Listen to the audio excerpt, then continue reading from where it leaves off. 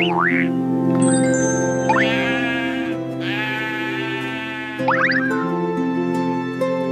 the vast and sweeping landscapes of the ancient land of Canaan, where the desert sands met the horizon, there lived a man named Abram, a humble nomad who resided in a simple woven tent. Yet his heart carried a heavy burden of unfulfilled longings. Although Abram was wealthy in livestock and servants, he was 75 years old and childless. For his beloved wife, Sarai, had been unable to conceive, and the silence of their tent was a constant reminder of the emptiness they felt inside. The years had slipped away like sand through an hourglass, and now Sarai was 65. An age where the hope of motherhood had all but vanished, leaving them both to wonder if their legacy would end in the dust of the desert. One clear and silent night, God called Abram out of his tent to stand beneath the vast obsidian canopy of the sky, where the stars sparkled like diamonds scattered by a divine hand, stretching endlessly into the cosmic deep. The voice of the Almighty resonated in Abram's spirit, commanding him to look up at the heavens and count the stars if he was able, promising that his descendants would be as numerous as those celestial lights burning in the dark. Abram looked up with tears in his eyes, overwhelmed by the magnitude of the promise. Yet a whisper of doubt lingered in his human heart, for he had no son, and the reality of his physical age seemed to contradict the divine word. He fell to his knees in the cool sand, asking the Lord how this could possibly be, for he remained childless, and his heir was but a servant in his house. Yet the voice of God reassured him to trust, for his faith would be counted as righteousness. God had made a solemn covenant with Abram, declaring that he would be the father of many nations, a promise that echoed through the canyons of his mind, giving him a renewed sense of purpose despite the barrenness of his current reality. However, as the seasons turned and the years marched on without a child, the weight of waiting began to press heavily upon Sarai, who watched the moon wax and wane, feeling her own time running out while the promise remained unfulfilled. Desperation began to cloud Sarai's judgment, and she formulated a plan born of cultural custom but lacking in divine patience, believing that perhaps she needed to take matters into her own hands to ensure Abram had an heir. She approached Abram with a heavy heart and proposed that he take her Egyptian maidservant, Hagar, as a wife, hoping that through Hagar, she might build a family and finally see a child running through the encampment. Abram listened to the voice of his wife and agreed to the arrangement, and soon Hagar conceived a child. But instead of bringing unity, the pregnancy sowed seeds of bitterness and discord within the household. Hagar, now carrying the heir of the master, began to look upon her mistress Sarai with disdain, feeling a new sense of superiority, while Sarai was consumed by a green and burning jealousy that turned her sadness into sharp anger. I cannot bear this anymore. The tension in the tent became unbearable as Sarai blamed Abram for the insult she felt, and with Abram's permission, she dealt harshly with Hagar, making the maidservant's life miserable and filled with daily affliction.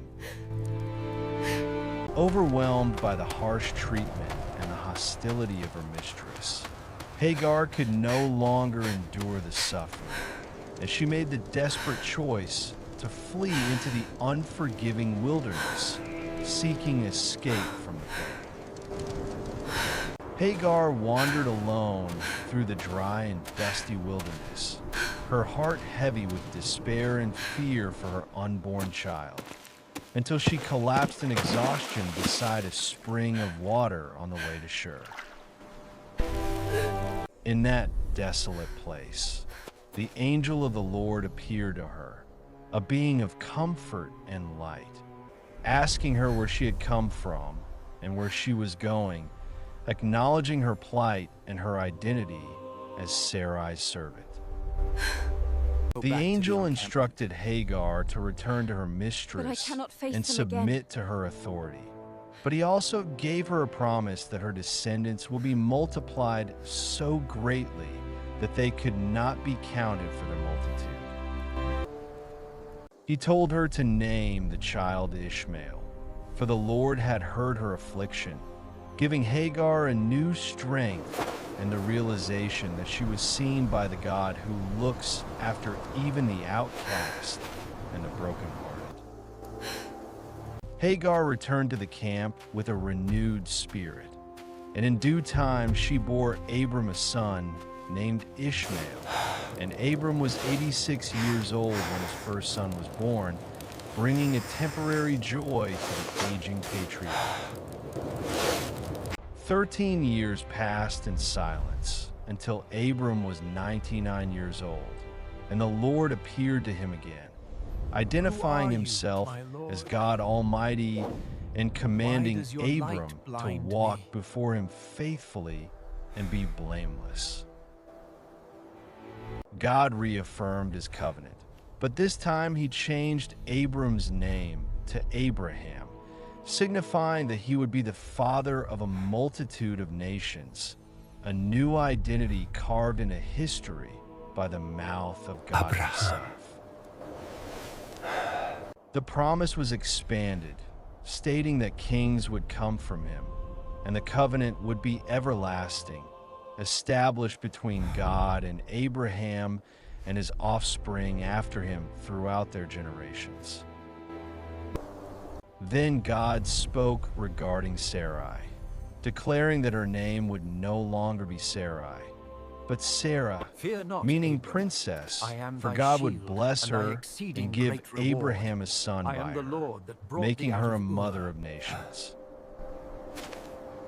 Abraham fell on his face and laughed in astonishment, wondering in his heart how a child could be born to a man who was 100 years old and a woman who was 90, yet he bowed in reverence to the Almighty's decree. Not long after, during the heat of the day, Abraham sat at the entrance of his tent by the great trees of Mamre and saw 3 men standing nearby, radiating a presence that commanded immediate respect and attention. Recognizing the divine nature of these visitors, Abraham hurried from the tent entrance to meet them, bowing low to the ground and offering them the finest hospitality his household could provide, begging them not to pass by. I beg you. He rushed into the tent to Sarah and ordered her to quickly prepare bread from the finest flour, while he ran to the herd to select a choice tender calf for the servants to prepare, serving his guests with curds and milk. As they ate, the visitors asked where Sarah was, and upon being told she was in the tent, one of them declared that he would surely return next year, and Sarah would have a son of her own flesh and blood. Sarah, listening from the privacy of the tent entrance behind him, heard this incredible statement and laughed silently to herself, thinking she was too old and worn out to ever experience the pleasure of childbearing. The Lord asked Abraham why Sarah laughed and questioned if anything was too hard for the Lord, reiterating the promise that at the appointed time next year, Sarah would indeed hold a son in her arms. No. Sarah, No, I afraid and embarrassed, denied laughing. But the Lord gently corrected her, knowing the secrets of the heart. Yet the promise remained firm despite her momentary disbelief and human frailty.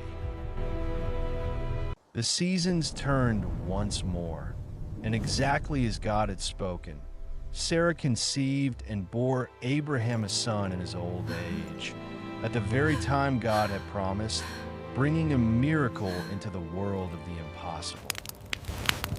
Abraham called the name of his son Isaac, which means laughter, a testament to the joy that had replaced their sorrow and the disbelief that had turned into the delightful reality of God's faithfulness. Sarah held the infant close, declaring that God had brought her laughter, and everyone who heard about this miracle would laugh with her, celebrating the impossible life that now breathed within her arms. The child Isaac grew and was weaned, and Abraham held a great feast on that day, watching his son grow from a helpless infant into a young boy, filled with life and the promise of the future covenant.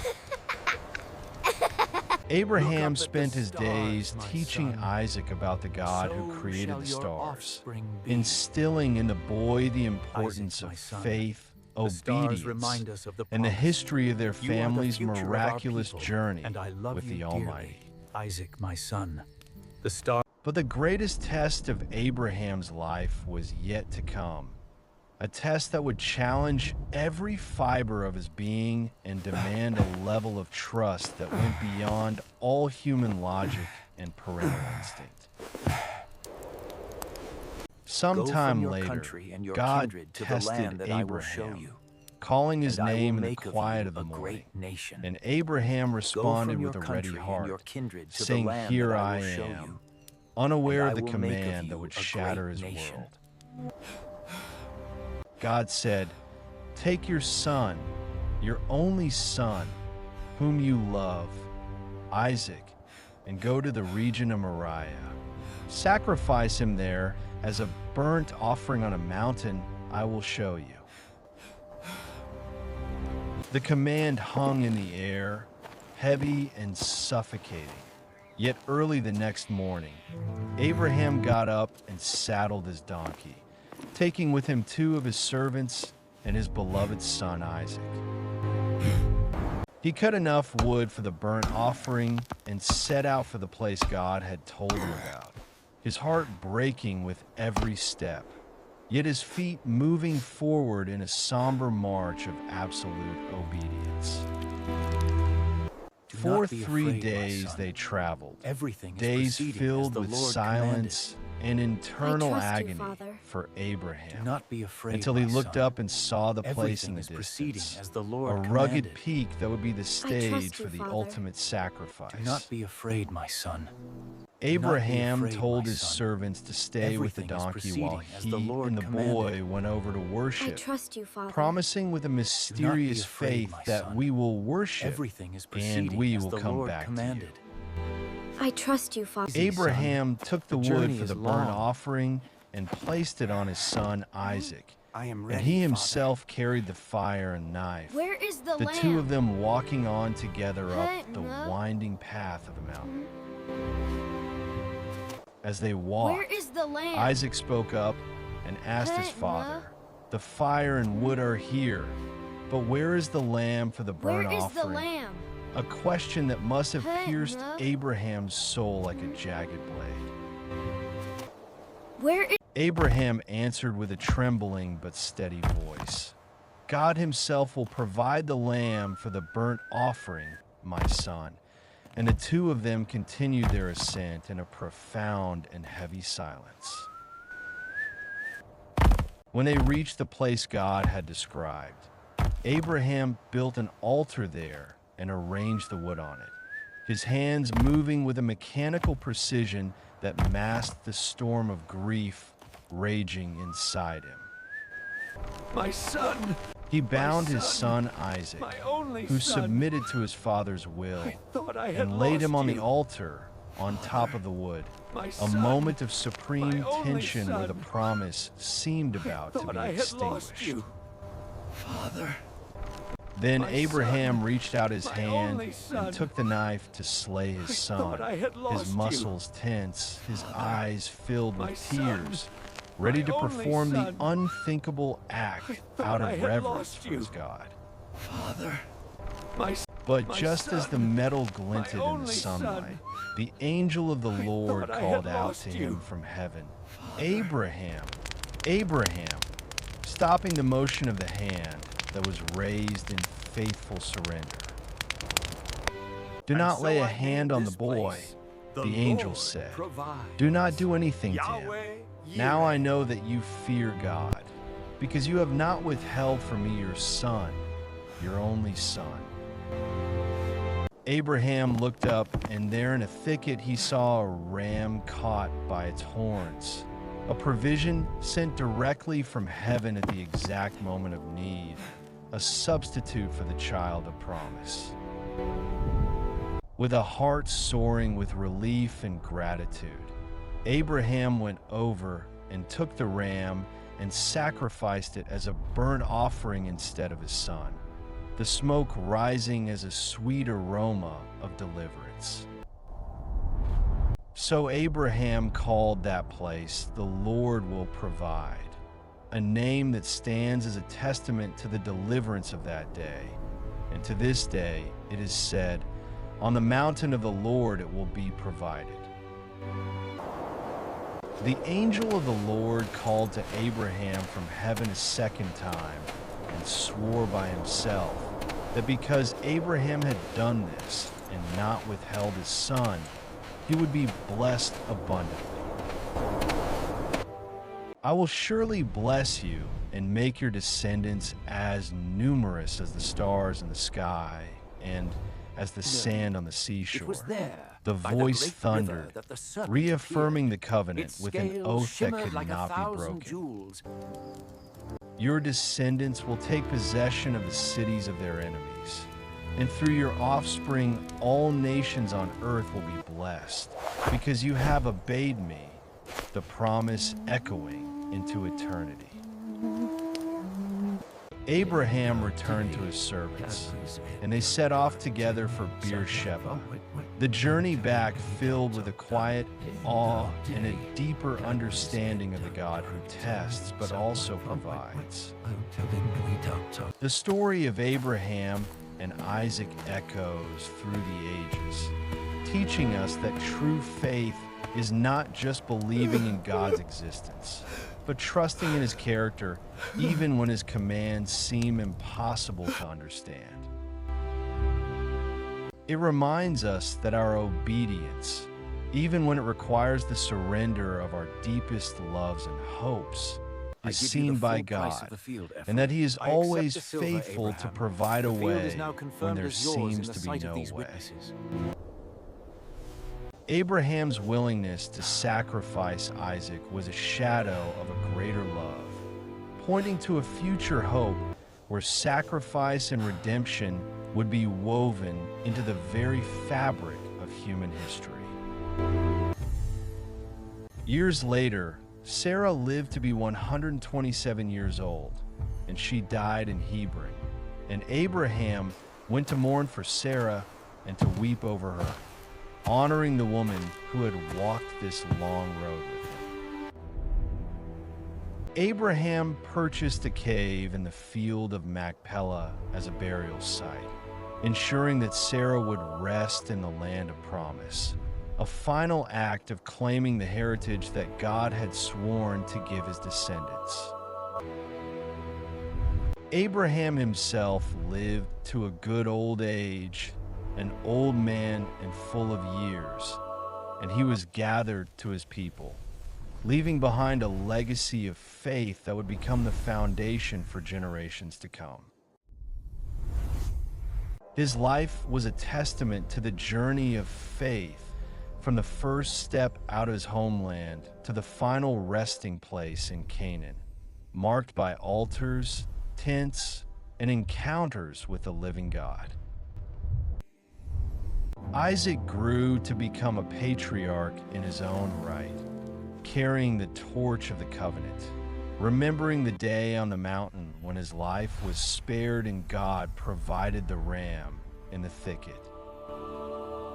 The God of Abraham, Isaac, and Jacob became the name by which the Almighty was known, a lineage of imperfect men who were perfected by their trust in a perfect and covenant-keeping God. This ancient narrative invites us to examine our own hearts and ask what we are holding back from God, and whether we trust Him enough to place our dearest treasures on the altar of faith. It challenges us to look at the stars and believe in promises we cannot yet see, to trust in the timing of a God who is never late, Joy and to find hope in the most barren of wildernesses.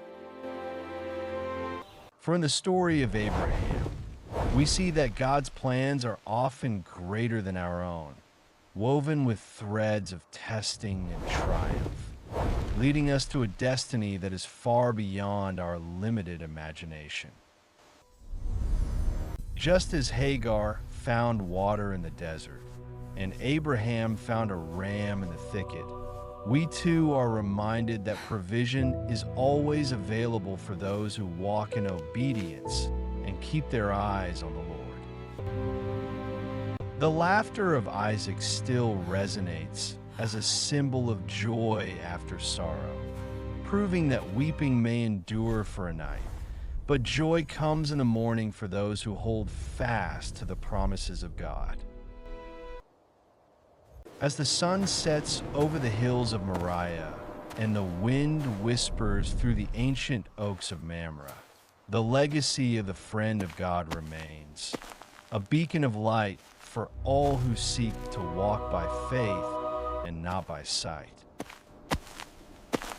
Let this story be a reminder that no matter how old you are or how impossible your situation seems, the God of Abraham is still writing stories of redemption and miraculous provision today. May you find the courage to trust, the strength to obey, and the eyes to see the rams in the thickets of your own life, knowing that the Lord will provide for all your needs according to His riches. The journey of faith is not a sprint, but a marathon, filled with valleys of testing and mountaintops of revelation, just as it was for the wandering nomad who became the father of many nations. Embrace the unknown with the certainty of God's presence, for He who called you is faithful, and He will surely bring to pass the good work He has begun in you, just as He did for Abraham. Remember the stars in the night sky, and let them remind you of the limitless possibilities that exist when you place your trust in the Creator of the heavens and the earth. Thank you for journeying with us through this timeless story of faith, hope, and divine love. And may the lessons of Abraham and Isaac inspire you to walk boldly in your own spiritual journey. If you have been touched by this retelling of the Scriptures, may you carry the spirit of faith with you, stepping out into your own unknown, confident that you are never walking alone.